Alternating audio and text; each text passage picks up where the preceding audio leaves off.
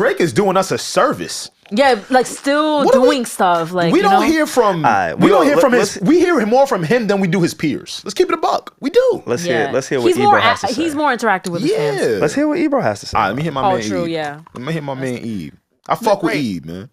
I don't know how I feel about Drake, who has never shown up. And y'all know I'm the biggest Drake fan on this show. Drake has never shown up to have anything to say about anything going on in society with black folks or anything other than himself. Damn. So, okay, wow. I ain't gonna lie. When I first heard that shit, I'm like, damn, Ebro, you done cornered me.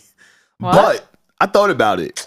You better not bring up that fucking God's Plan video. What happened? You better not bring up that fucking God Plan video. Well, he did and it. say how he gave away all this money to the people in Little Haiti and Hey, did that not help? You better not. I will rip this fucking bracelet. You know my bracelet that I love dearly every week? Wait, I will why? rip this shit to shreds if you use that bullshit as an example, Alex.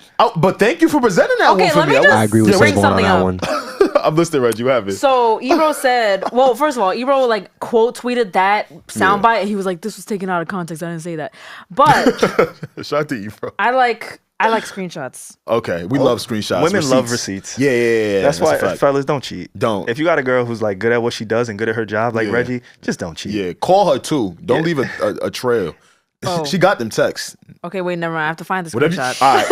Just know whatever you want to lie about. Oh no, I'm kidding. So they scrolled all the way back to 2016 at Ebro's Instagram, and where Ebro was reposting a letter that Drake wrote about that situation at that time. Ebro reposted that, which is about, what he's saying right now.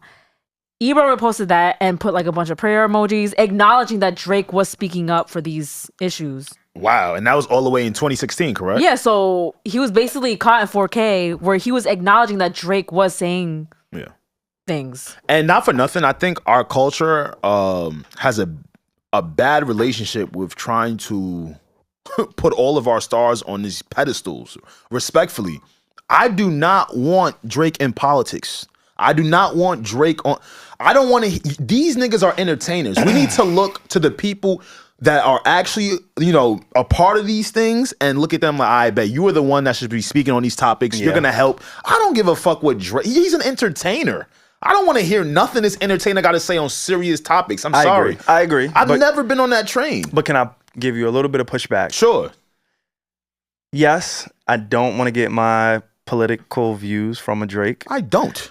But I do appreciate when artists can bring awareness to what it is that they believe in. That's fair. Lil Baby and where did it. they stand. Lil Baby did it. You get what I'm saying? I think there's a tasteful way to go about saying, hey, this is some bullshit. This is wrong. I'm not going to give you how I feel. I'm not going to give you a PSA on where to go vote and how to do whatever it is.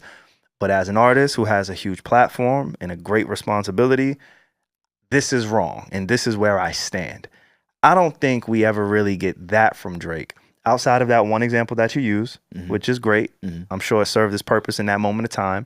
But I think, like they say in fucking Spider-Man, with great power comes great responsibility. And when you are chosen and positioned in the spaces that he's in, I think it would lend itself to saying, hey, this is how I feel. And you have influence. Ultimately, you have influence, especially Drake, who crosses so many different types of people and culture. I think that's one of the reasons why he's so undeniable. And I think that's one of the reasons why a lot of people in this generation look at him like the #1 artist or hip hop artist of all time, because he can translate and camouflage and maneuver in different cultures, Latin culture, reggae culture. You know what I'm saying? He looks like he could be everything. He looks like he could be Arabic, South African, Dominican, Jamaican. This motherfucker can be anywhere at any time. My boy could go.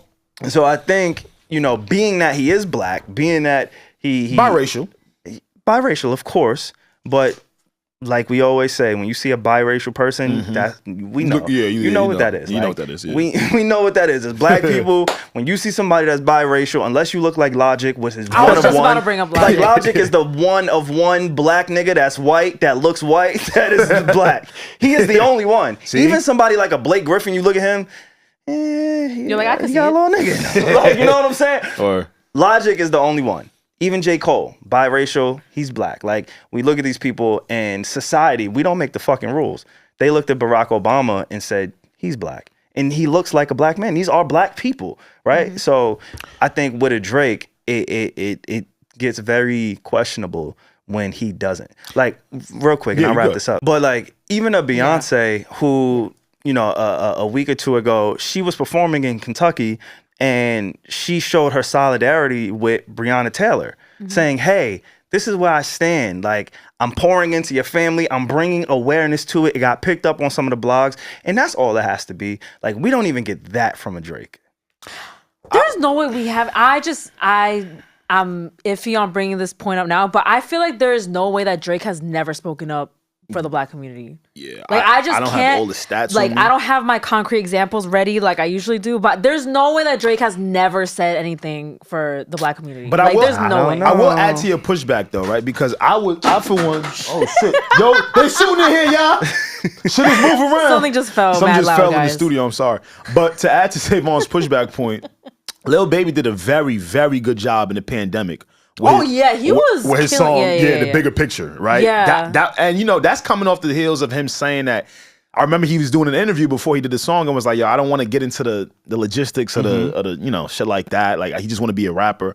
So I for one was very impressed on how he did it because it felt like a trap song. He did it his way. And he did it his way, right? So that's kind of where I was going. If anything, I would want Drake to kind of do his way. Okay, Yeah. Speaking to Drake's way, Yeah. so I don't know if Drake is the most like the best person to be like speaking in depth about these things anyway. Maybe he Yeah, I just don't want doesn't, you know, have the I don't know. Maybe he just isn't the best. He from Canada for real. Shout out to the Canadians. You know, at the height of the Black Lives Matter movement, he wasn't, you know, he didn't give no speeches, he didn't give no PSAs, but he did post a screenshot of him donating like millions of dollars to the cause. Right. And then people were like, see, this is what we want. We don't want you to go on a long rant. We just want you to open your purse, Drake.